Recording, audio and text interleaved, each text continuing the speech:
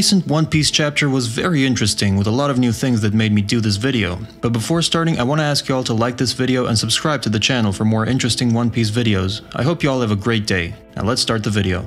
On the cover we can see Niji and Yonji, who are trapped in Big Mom's collection of books. This ability belongs to Charlotte Mondor, which allows him to manipulate books, making them a book human.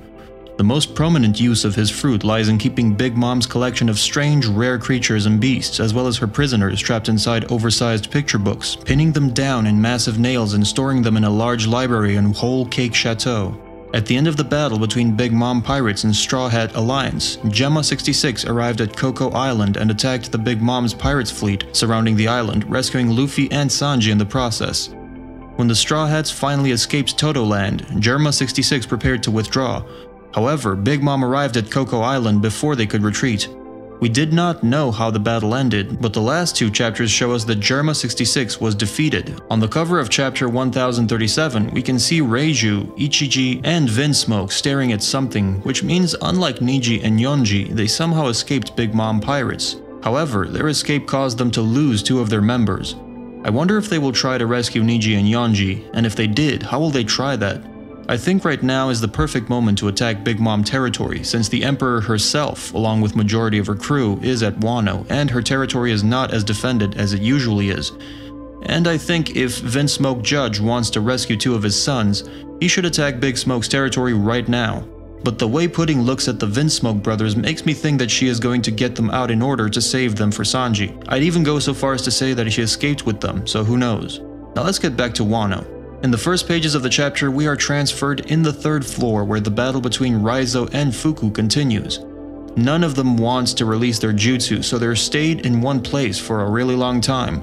In the next panels, we see Jinbei, who is trying to save people from fire, and then we can see Chopper, who talks about Zoro's injury and is worried if Zoro can survive the side effect of Mink's recovery drug, which is that all the damage he suffered will come back many times worse, and hopes that Zoro won't die from them. We can also see two CP0 members of this chapter, who met Izo but did not interact with him since their primary objects are Straw Hats.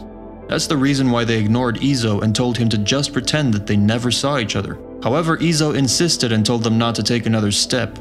It looks like Izo decided to fight and tried to stop them, however I am very skeptical about this. I think Izo is not strong enough to rival CP0 members, let alone two of them, especially in this state. Ever since Dressrosa, CP0 members have been very hyped up. They are said to be the strongest intelligence organization among Cypher Pol. Despite them appearing years ago, we know almost nothing about them except previous CP9 members who are Rob Lucy, Kaku, and Spandam. The only new member about whom we have comparably fair information is Stussy, who, in her cover as an Emperor of the Underworld, operates under the epithet of Queen of the Pleasure District. Being a member of CP0, the strongest of Cypher Pol, Stussy possesses superior superhuman strength. With a single finger thrust, she can produce a concentrated shockwave powerful enough to pierce Du Feld, a large man from a considerable distance, knocking him unconscious. As I said earlier, she is the only CP0 member who is somewhat known to us. However, in Wano Arc, we have seen them several times, and they briefly showed us their abilities. Two of them fought X-Drake and Apu. However, pirates were no match for them, who easily defeated them, since Wano Arc seems to be in its culmination part. I hope we will see them finally in action. Seeing them fighting seriously and being able to see their faces without their masks would be more than enough from them in this arc, I think. Also, in this chapter, a very interesting thing has happened. In the chapter, we can see Zoro, who is seeing a Grim Reaper-like being. This is the first time we have seen a character like this, and I really wonder what kind of being it is. A lot of people think that this could be Brook, just pranking Zoro, but I don't think so. Why would he abandon his mission of protecting Robin to pull a prank on a semi-unconscious Zoro? This looks very uncharacteristic to Brook. I feel like this could be the One Piece version of a Grim Reaper. We know that afterlife exists in One Piece. We have seen several ghosts and other spiritual beings. However, their existence and the whole concept of spirit and afterlife has not been fully fleshed out in One Piece, and who knows? Grim Reaper could be the very first ever character from that dimension. And I would like it if Oda decided to increase One Piece's already massive and rich world building with a whole new universe. I think Grim Reaper is the character who meets near-dead people and leads them their way to the afterlife, similar to how the Grim Reaper is perceived in real life. But this does not mean that I think that Zoro will die now. His death right now is very unnecessary. We all remember one epic scene from Zoro where we saw him getting tremendous pain from Kuma for his captain and acted like nothing happened. This was one of my favorite moments of One Piece, and I feel like something similar will happen now. He is already injured, almost half dead, and he will most likely be unconscious for the rest of the Wano arc. And I would not mind that, since he has done more than enough in this arc, and he has every right to rest now. I think he will negotiate with Grim Reaper, who will allow him to live until he reaches his goal of becoming the world's best swordsman, or something like that. Or all of these could be just a hallucination of Zoro, and this hallucination could be due to Minx's medication. There is a theory that this Grim Reaper could be the Devil Fruit ability of the third CP0 member, since the third CP0 member is missing for some reason and we could not see it when two CP0 members encountered Izo. The point is that Zoro won't die yet, it's too soon and unnecessary. However, we will most likely fall unconscious for the rest of the arc, and thus his role in Wano is most likely finished. However, I am very disappointed if we don't hear information about Zoro's lineage and his connection with Wano. I don't think that Oda would go all the way to show us all of these clues of Zoro being connected to Ryuma's direct descendant, Shimotsuki Ushimaru, who was a member of the Shimotsuki family, and the last daimyo of Ringo in Wano country. He ruled until the takeover of Kurozumi Orochi as shogun 20 years ago. His appearance is very similar to Zoro's, and several characters even point that out in this series. I think their connection will be confirmed by the end of one, and we will learn about Zoro's lineage once and for all.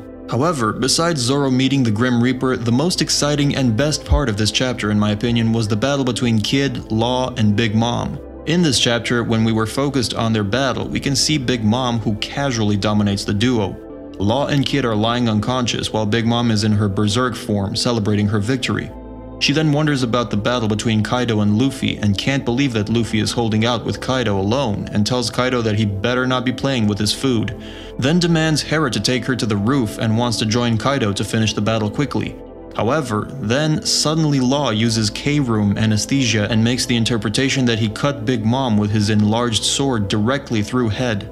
Big Mom does not feel anything, but after several seconds she was feeling shockwaves through her entire body, which made her fall. Then her metals moved to the Law angrily and asked him how dare he hurt Mama. However, suddenly they're attacked by Kid's magnetic powers, who used to enlarge his first and made it bigger than Mom. Later, he says that the assumption that emperors are invincible is a joke, and there is no such thing. Even then, Banby down and defeated later, he smashes his giant fist to Big Mom and Kid and Law and screamed, "I don't care if it kills me, you are not reaching that roof," at the same time, and thus making it harder for Big Mom to team up with Kaido against Luffy. This was one of the best moments in One Piece, I think. Law and Kid are so determined to defeat Big Mom despite them being at their absolute limit. I think they will somehow be able to overpower Big Mom in the upcoming chapter, and two emperors will be defeated by the end of this arc. I can't believe how upside down the world will be because of this, and everything will be unbalanced.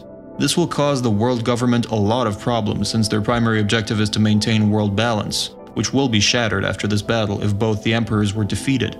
And I guess that's it for today. What do you think about this chapter? A lot of new and cool things have happened, and I really enjoyed reading it. Let me know your opinions about it in the comments. Like the video and subscribe to the channel for more. Blackleg Vinsmoke is out. Bye.